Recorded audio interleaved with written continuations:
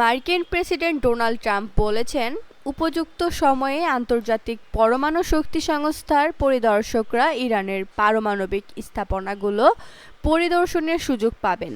মঙ্গলবার তিনি বলেন, যুক্তরাষ্ট্র ইরানের সঙ্গে একটি চূড়ান্ত চুক্তির জন্য কাজ করছে।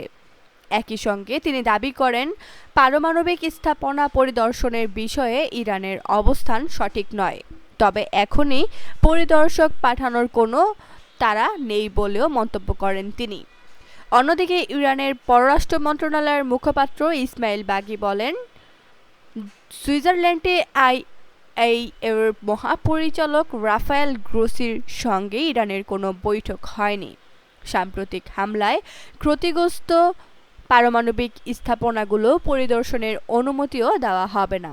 এদিকে আইএইএর মহাপরিচালক রাফায়েল গ্রোসি বলেছেন, সংস্থাটির প্রধান লক্ষ্য হল ইরানের উচ্চমাত্রায় সমৃদ্ধ ইউরেনিয়ামের মজুদ কোথায় রয়েছে তা নির্ধারণ করা।